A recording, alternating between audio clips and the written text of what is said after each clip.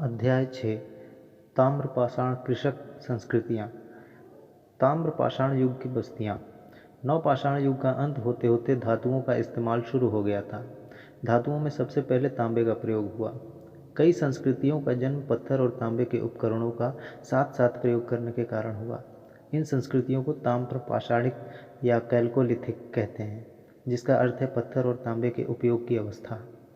तकनीकी दृष्टि से ताम्रपाषाण अवस्था हड़प्पा की कांस्य युगीन संस्कृति से पहले की है, पर कालक्रमानुसार भारत में हड़प्पा की कांस्य संस्कृति पहले आती है और अधिकांश ताम्रपाषाण युगीन संस्कृतियां बाद में। यहाँ हम सर्वप्रथम ताम्रपाषाणिक संस्कृति पर ही विचार कर रहे हैं। ताम्रपाषाण युग के लोग अधिकांशतः पत्थर और तांबे की वस्तुओं का प्रयोग करते थे, किंतु कभी कभी वे घटिया किस्म के तांबे का भी प्रयोग करते थे। वे मुख्यतः ग्रामीण समुदाय बनाकर रहते थे और देश के ऐसे विशाल भागों में फैले थे जहां पहाड़ी जमीन और नदियां थीं। इसके विपरीत हड़प्पाई लोग कांसे का प्रयोग करते थे और सिंधु घाटी के बाढ़ वाले मैदानों में हुई उपज की बदौलत नगर निवासी हो गए थे।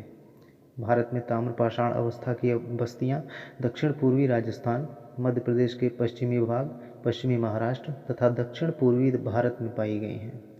दक्षिण पूर्वी राजस्थान में 2 पुरास्थलों की खुदाई हुई है, एक आहार में और दूसरा गिलुंद में।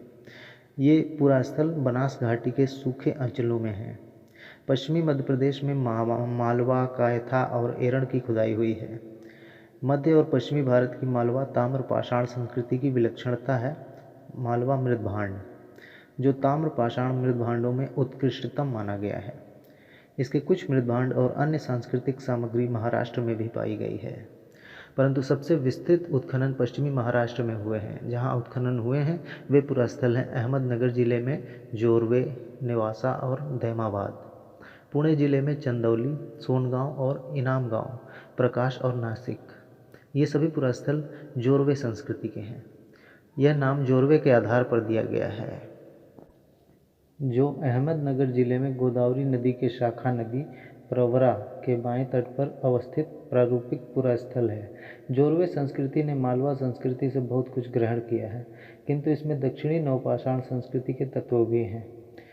ईसा पूर्व 1400 से 700 के आसपास की जोरवे संस्कृति विदर्भ के कुछ भाग को तथा कोंकण के तट प्रदेश को छोड़ सारे महाराष्ट्र में फैली थी। यूँ तो जोरवे संस्कृति ग्रामीण थी, फिर भी इसकी कई बस्तियाँ जैसे दैमाबाद और इनाम गांव नगरीकरण के स्तर तक पहुँच सी गई थी।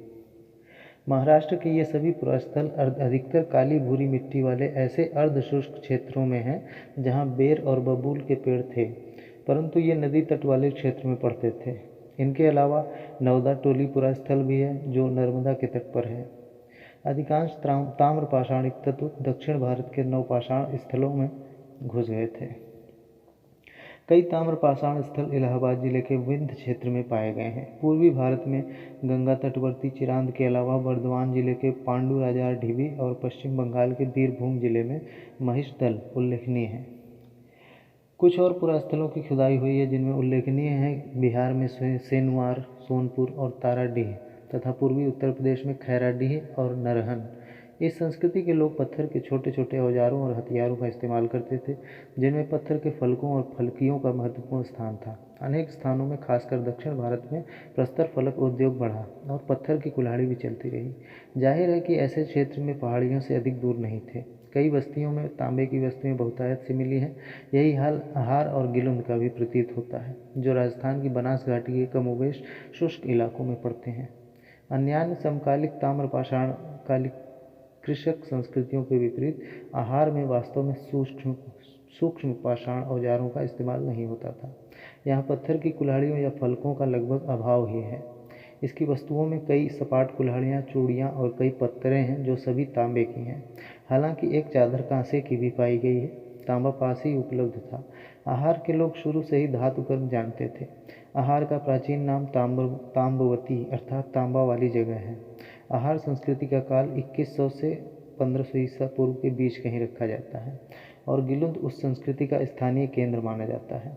गिलुंद में तांबे के टुकड़े ही मिलते हैं। यहाँ एक प्रस्तर फलक उद्योग पाया गया है। महाराष्ट्र के जोरवे और चंदौली में सपाट आयताकार ताम्र कुठार पाए गए हैं और चंदौली में तांबे की छेनी भी मिली है। ताम्रपाषाण काल के लोग विभिन्न प्रकार के मृत भांडों का व्यवहार करते थे। इनमें एक किस्म के बर्तन काले व लाल रंग के हैं और लगता है इनका प्रयोग लगभग 2000 ईसा पूर्व से व्यापक तौर पर होता आया है। ये चाकों पर बनते थे और कभी कभी इन पर सफ़ेद रैखिक आकृतियाँ बनी रहती थीं। यह बात केवल राजस्थान, मध्य प्रदेश और महाराष्ट्र के बारे में ही नहीं है, बल्कि बिहार और पश्चिम बंगाल में पाई गई बस्तियों के बारे में भी है। महाराष्ट्र, मध्य प्रदेश और बिहार में रहने वाले लोग टोंटी वाले जलपात्र, गोंडीदार तस्तरियाँ और गोंडीदार कटोरे बनाते थे। ऐसा समझना गलत होगा कि काले व लाल मृदभांड का व्यवहार करने वाले सभी लोग एक ही संस्कृति के हैं। महाराष्ट्र, मध्य प्रदेश और राजस्थान वाले मृदभांड चित्रित हैं, पर पूर्वी भारत में ऐसे मृदभांड बहुत कम हैं। दक्षिण पूर्वी राजस्थान, पश्चिम मध्य प्रदेश, पश्चिमी महाराष्ट्र और अन्यत्र रहने वाले ताम्रपाषाण युग के लोग मवेशी पालते और खेती करते थे। वे गाय, भेड़, बकरी, सूअर और भैंस रखते थे और हिरन का शिकार करते थे। ऊँट के भी अवशेष मिले हैं। सामान्यतः वे घोड़े से परिचित नहीं थे। कुछ अवशेषों की पहचान घोड़े या गधे या जंगली गधे के अंग के रूप में की गई है। लोग गोमांस तो अवश्य खाते थे, किंतु सूअर का मांस अधिक नहीं खाते थे। ध्यानाकर्षक बात यह है कि वे लोग गेहूं और चावल उपजाते थे। इन मुख्य अनाजों के अतिरिक्त वे बाजरे की भी खेती करते थे। वे मसूर, उड़द और मूंग आदि कई दलहन और मटर भी पैदा करते थे। लगभग ये सभी अनाज महाराष्ट्र में नर्मदा नदी के तट पर स्थित नवदा टोली में भी पाए गए हैं। खुदाई के परिणामस्वरूप इतने सारे अनाज भारत में अन्य किसी भी स्थान में शायद नहीं मिले हैं। नवदा टोली के लोग बेर और अलसी भी उपजाते थे। दक्कन की काली मिट्टी में कपास की पैदावार होती थी। निचले दक्कन में रागी, बाजरा और इस तरह के अन्य अनाजों की खेती होती थी। पूर्वी भारत में बिहार और पश्चिम बंगाल में मछली पकड़ने के कांटे मिले हैं, जहाँ चावल भी पाते हैं। इससे मालूम होता है कि मछली और भात पूर्वांचल के लोगों का आहार था, जो देश के उस भाग में आज भी प्रचलित भोजन है। राजस्थान की बनास घाटी की अधिकांश बस्तियां छोटी हैं, किंतु आहार और गिलुंद लगभग 4 हेक्टेयर क्षेत्र में फैले हैं। ताम्रपाषाण युग के लोग प्रायः पकी ईंटों से परिचित नहीं थे, पकी ईंटों से, जिनका इस्तेमाल कभी कभी ही होता था। जैसे गिलुंद में 1500 ईसा पूर्व के आसपास यदा कदा भी अपना घर कच्ची ईंटों से बनाते, पर अधिकतर गीली मिट्टी थोप कर बनाते, और लगता है घरों पर छप्पर भी दिए जाते थे। लेकिन आहार के लोग पत्थर के बने घरों में रहते थे।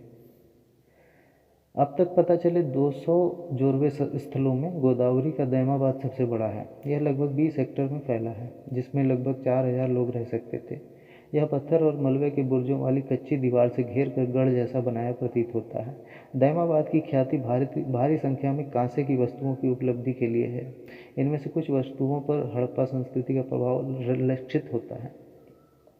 पश्चिमी महाराष्ट्र में आरंभिक ताम्रपाषाण अवस्था के इनाम गांव नामक स्थल पर चूल्हों सहित बड़े बड़े कच्ची मिट्टी के मकान और गोलाकार गड्ढों वाले मकान मिले हैं। बाद की अवस्था 1300 से 1000 ईसा पूर्व के बीच में 5 कमरों वाला एक मकान मिला है, जिनमें 4 कमरे आयताकार और एक वृत्ताकार है।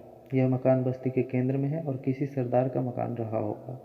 इसके निकट में ही जो कोठार है, उसमें राजस्व के रूप में वसूला गया अनाज जमा किया जाता होगा।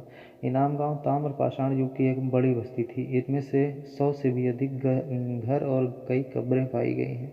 यह बस्ती किलाबंद है और खाई से घिरी हुई है।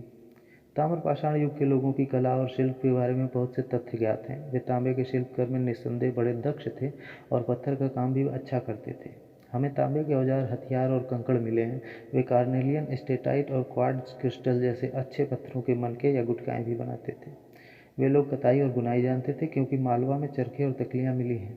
महाराष्ट्र में कपास, मन और सेमल की रुई से बने धागे भी मिले हैं। इससे यह सिद्ध होता है कि वे लोग वस्त्र निर्माण से सुपरिचित थे। अनेक स्थलों पर प्राप्त इन वास्तुओं के शिल्पियों के अतिरिक्त हमें इनाम गांव में कुंभकार, धातुकार, हाथी दांत के शिल्पी, चूना बनाने वाले और खिलौने की मिट्टी की मूर्ति, टेराकोटा बनाने वाले कारीगर भी दिखाई देते हैं। ताम्रपाषाण अवस्था में अनाज, भवन, मृदभांड आदि में क्षेत्रीय अंतर भी दिखाई देते हैं।